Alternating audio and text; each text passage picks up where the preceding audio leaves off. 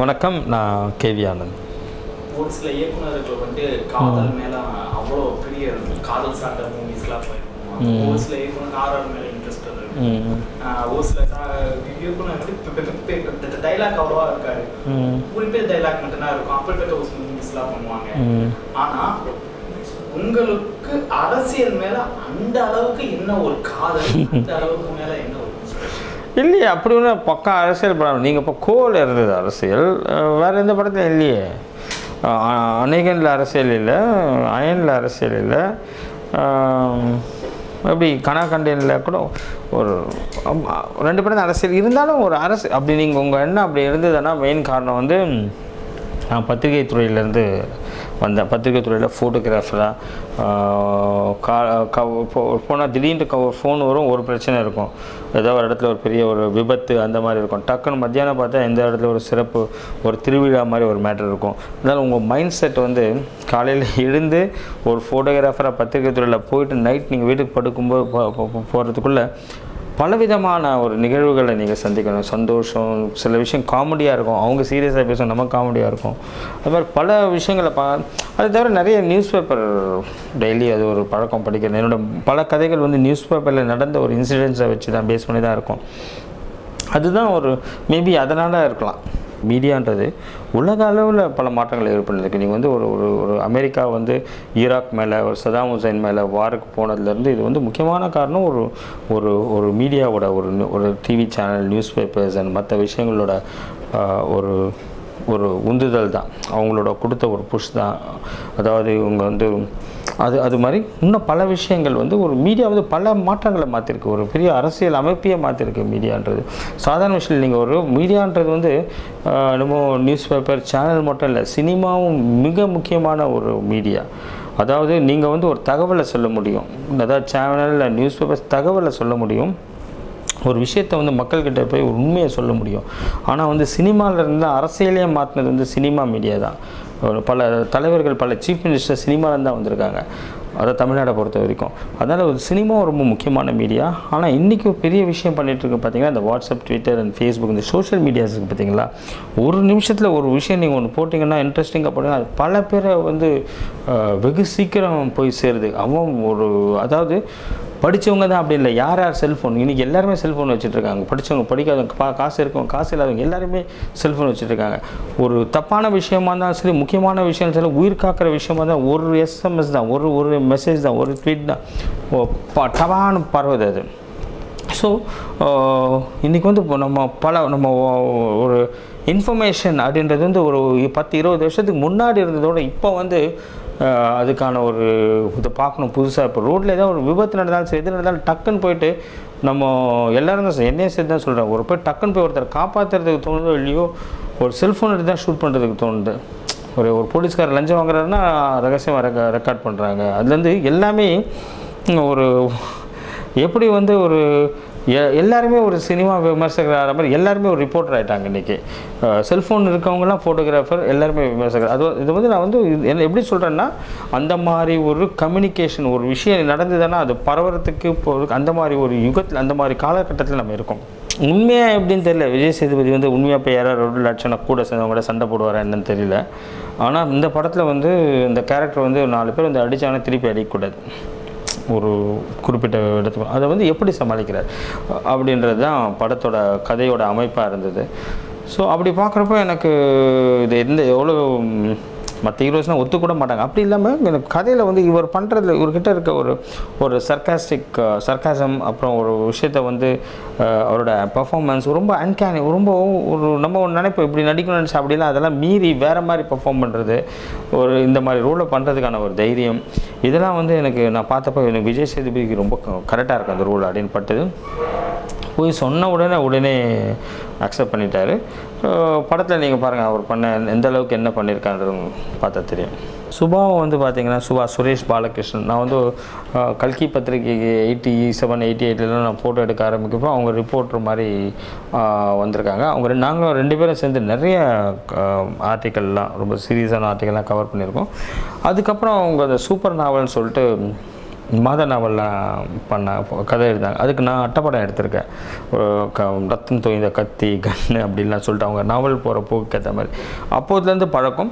அதுக்கப்புறம் நானும் சினிமாட்டோகிராஃபர் ஆகி பல படங்கள்லாம் பண்ணிகிட்ருக்கப்போ முதல்வன்லாம் முடிஞ்சு ஒரு ஹிந்தி படம்லாம் பண்ணியிருந்தேன். காக்கி எல்லாம் பண்ணுறப்போ சரி நம்மளும் டைரக்ஷன் பண்ணலாம் அப்படின்னு ஒரு ஆசை வரும். அந்த மாதிரி ஒரு ஆசை வந்தப்போ எனக்கு இவங்களை நான் அடிக்கடி மீட் பண்ணிகிட்ருப்போம். வாரம் ஒரு தடவை தான் மீட் பண்ணிகிட்ருப்போம்.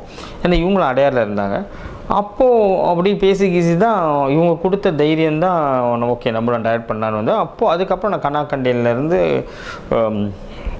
அயன்கோ மாற்றான் அநேகன் எல்லாமே ஒன்றா சேர்ந்து உட்காந்து தான் திரைக்கதை வசனம் பண்ணிகிட்ருக்கோம். அப்புறம் இந்த படத்தில் பார்த்திங்கன்னா உங்களுக்கு கபிலன் வைரமுத்து உள்ளே வந்தார். கபிலன் வைரமுத்து வந்து அவரோட எழுந்த புத்தகங்கள்லாம் எனக்கு படிக்க கொடுத்தார். படித்தப்போ அவர்கிட்ட ஒரு ஷார்ப்பாக ஒரு பார்வை எனக்கு ரொம்ப பிடிச்சிருந்தது. ஸோ அவரும் இந்த படத்தில் அவரும் ஒரு மீடியா பற்றி ஆஸ்திரேலியாவில் படிச்சிருக்காரு.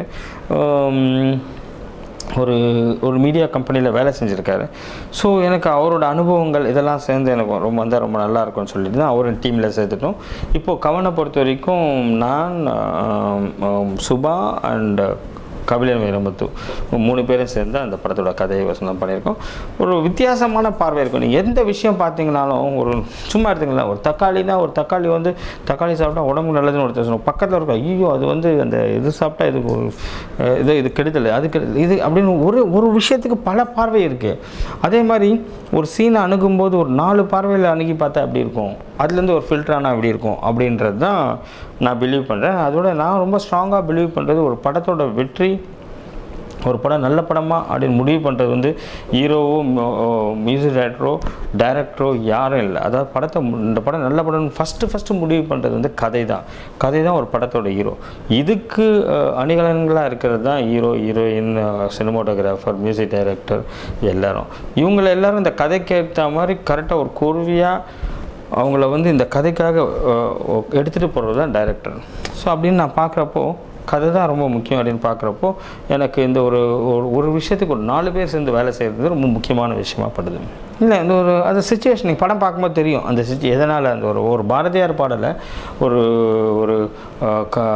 இந்த கருப்பின மக்கள் பிளாக் அமெரிக்கன்ஸ் வந்து அவங்க வந்து 1940s அவங்க அடிமையாக இருந்தப்போ அந்த டைமில் தோணுது ராக் மியூசிக். ஸோ அதுலேருந்து ஒரு பாரதியார் பாடல் அவங்க மூலமாகவும் ஓப்ரா மியூசிக் யூரோப்பியன் ஷேக்ஸ்பியர் காலத்தில் இருந்திருக்கு. ஸோ அந்த மாதிரி ஒரே பாரதியார் பாடலை ஒரு ராக் ஓப்ரா அண்ட் நம்ம நாட்டுப்புற கலை அதுக்கான வாத்தியங்களோட ஒரு பாடி பார்த்தா எப்படி இருக்கும் அப்படின்னு ஒரு சுச்சுவேஷன் கதையில் அது மாதிரி ஒரு சுச்சுவேஷன் வருதுன்னு வச்சுங்களேன் பண்ணால் எப்படி இருக்கும்னு தான் அந்த தீராத விளையாட்டு பிள்ளை பாட்டு வந்தது. மற்றது வந்து ஆக்சிஜன் சாங் இவங்க 2 பேருக்குள்ளே இருக்க காதலை சொல்கிறதுக்காக தேவைப்பட்டது. அது வந்து அந்த சாங் அதுக்கப்புறம் மாற்றுறாங்களாம் அப்படின்னு ஒரு சாங் இருக்குது. அப்புறம் பூமராங்னு ஒரு சாங் இருக்குது. யார் இந்த படத்தில் அது ஒரு டைட்டில் சாங்காக வரும். யாருக்கு வில்லனாக போகிறது, யாருக்கு ஹீரோ ஆக போகிறாங்க அப்படின்ற மாதிரி வரும். ஸோ இதெல்லாம் அப்புறம் இன்னும் ஹாப்பி நியூ இயர் சாங் அது கண்டிப்பாக அந்த படத்தில் அந்த சுச்சுவேஷன் தேவைப்படுது. அதுதான் டிஆர் சார் என்ன எனர்ஜி டிஆர் சார் இருக்குது அந்த படத்தில். அந்த மாதிரி ஒரு டான்ஸ் இதெல்லாம் சேர்ந்தது. எனக்கு இந்த படத்துக்கு வந்து ஒரு ஹீரோயின் வந்து ஒரு புதுசாகவும் இருக்கணும், அதே சமயத்தில் மக்களுக்கு அந்த ஃபேஸ் பரிச்சயமான ஒரு ஃபேஸாகவும் இருக்கணும் அப்படின்னு பார்க்குறப்போ எனக்கு மொடர்னா ரொம்ப கரெக்டாக இருக்குது அந்த படத்துக்கு. ஏன்னா அவங்க வந்து இந்த பிரேமம் மலையாள படம் ரொம்ப நல்லா பண்ணியிருந்தாங்க, கககப்போ ரொம்ப நல்லா பண்ணியிருந்தாங்க.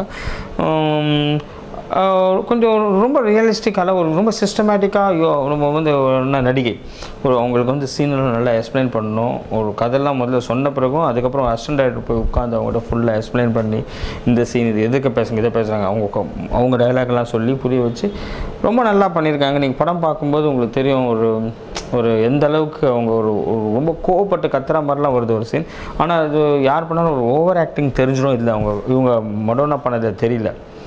ஒரு நல்ல ஆக்ட்ரஸ் அவங்க. நான் பெரிய ஹீரோங்களுக்குலாம் இன்னும் நான் படமே பண்ண ஆரம்பிக்கலையே. இப்போ சூர்யா வந்து பார்த்திங்கன்னா அந்த கதை பிடிச்சிருந்தது, சூர்யா பண்ணார். நான் வந்து சூர்யா படம் மாதிரி அயன் வந்து சூப்பர் பம்பர் ஹிட்டு. அதுக்கப்புறம் நான் போய் சூப்பர் ஸ்டார் தானே படம் பண்ணியிருக்கணும். நான் போய் எதுக்கு ஜீவா கிட்ட போய் படம் பண்ணுறேன். ஏன்னா அந்த கதைக்கு ஜீவா கரெக்டாக இருப்பார் அப்படின்னு நினச்சி அவர்கிட்ட போய் பண்ணுறோம். அதுக்கப்புறம் பார்த்திங்கன்னா அது மாதிரி கதை தான் முடிவு பண்ணுது யார் ஹீரோன்னு சொல்லிட்டு. அப்புறம் வந்து சில படங்கள் இப்போ அநேகம்லாம் பார்த்திங்கன்னா அது ஒரு கதை சின்ன விஷயம், ஒரு ரொமான்டிக் ஃபில்மாக இருந்தாலும் ஒரு த்ரில்லராக இருந்தாலும் அதுக்கு பின்னாடி வந்து பர்மா ஷூட்டிங், அந்த ஷூட்டிங் ஒரு பெரிய ஒரு செலவு இருக்குது. அதுக்கு அந்த மாதிரி ஹீரோ கிட்ட போனால் தான் அந்த பட்ஜெட் ஓரளவுக்கு செலவு பண்ண முடியும். ஸோ அப்படி தான் முடிவு பண்ணுற விஷயம். அதாவதுங்க, நான் வந்து இப்போது உங்கள்கிட்ட நம்ம பேசிகிட்டு இருக்கப்போ ஒரு படம் பண்ணிவிட்டு ஒரு என்ன சொல்லுவாங்க, ஒரு நல்ல ஒரு எக்ஸாம் எடுத்துகிட்டு ஒரு பயத்தில் இருப்பாங்களே, ஒரு பட்டாம்பூச்சி பறக்குது அப்படிலாம் சொல்லுவாங்களே, அந்த மாதிரி இதில் தான் இந்த படம் வந்து நம்ம ஒரு மனசார நம்ம ஒரு நல்ல படம் பண்ணியிருக்கோம். நல்ல படம்னா நான் சொல்கிறது ஒரு என்டர்டைன்மெண்ட்டோட ஒரு விஷயத்த சொல்கிற ஒரு நல்ல படம். இதுக்கு பின்னாடி வந்து பல ஒரு நல்ல மியூசிக் டைரக்டர், ஒரு இசையமைப்பா, ஒரு எடிட்டர், எல்லாருமே ஒரு பல டெக்னீஷியன்ஸ், சினிமாட்டோகிராஃபர், ரைட்டர்ஸ், ஒரு மேக்கப், ஒரு சவுண்ட் இன்ஜினியர்லேருந்து எல்லாம் பல பேரோட உழைப்பு இருக்குது. ஒரு பல நடிகர்களோட எல்லா படத்துக்கும் எல்லாரும் தான் உழைக்கிறாங்க. நான் அதை சொல்ல வரல. இவங்களோட கோர்வையான இவங்களோட பலத்தில் தான் அந்த படம் நாங்கள் பண்ணியிருக்கோம். பண்ணிவிட்டு இப்போ வந்து பார்க்குறப்போ நாங்கள் எல்லாம் உட்காந்து படம் ஏற்கனவே ப்ரொடியூசர் பார்த்து ரொம்ப அப்ரிஷியேட் பண்ணார். அவர் 10 மணிக்கு படத்தை பார்த்துட்டு நைட் 12 1 மணி வரைக்கும் திருப்பி ஃபோன் பண்ணிட்டு இருந்தார். அவர் பிடிச்ச விஷயங்கள்லாம் சொல்லிட்டு இருந்தார். இப்போ நாங்கள் டீம் பார்த்தப்போ எங்களுக்கு எல்லாருமே ஒரு படம் பார்த்து முடித்தப்போ ஒரு திருப்தி இருந்தது. எல்லாருக்குமே இந்த படத்தில் ஒரு பேர் வரும் அப்படின்னு ஒரு திருப்தி இருந்தது. ஸோ இப்போது ஒரு எக்ஸாம் நல்லா எழுதிட்டு மார்க்குக்கு வெயிட் பண்ணுற நிலைமை தான் இருக்குது மனசில். அந்த படத்தில் இருக்க வர விஷயங்கள் இப்போ ஏதோ அரசியலில் இல்லைன்னா நம்மளை சுற்றி நடக்கிற விஷயங்களை மட்டும் போய் சேரணும்னு அவசியம் இல்லை. இந்த படத்தை நீங்கள் எப்போ பார்த்தாலும் இந்த படத்தில் பேசப்படுற பிரச்சனைகள் இருந்துட்டு தான் இருக்கும். ஸோ அதை நீங்கள் எப்போ எல்லாருமே ஐடென்டிஃபை பண்ணுவாங்க இந்த படத்தில் இருக்க விஷயத்தை. அப்படி தான் நான் நினைக்கிறேன். கவன் இது வந்து நீங்கள் வந்து இதை வந்து நீங்கள் தேட்டரில் பார்த்தா தான் இதுக்கான ஒரு நல்ல ஒரு இசை, ஒரு நல்ல பல பேரோட நடிப்பு, ஒரு நல்ல ஒரு டெக்னீஷியன்ஸ்லாம் வேலை செஞ்சுருக்காங்க. படம் நீங்கள் வந்து இதை வந்து தேட்டரில் பார்த்துட்டு இந்த கவன் மட்டும் இல்லை, எல்லா புது படங்களும் பல இளைஞர்கள் தமிழ்நாட்டில் இன்றைக்கி வந்து பல விதமான ஒரு டீம் சூப்பராக படம் பண்ணிட்டு வந்துட்டுருக்காங்க. நீங்கள் இந்த படங்களை எல்லாத்தையும் தேட்டரில் பார்த்தீங்கன்னா ரொம்ப தமிழ் சினிமாவுக்கு ரொம்ப நல்லாயிருக்கும்.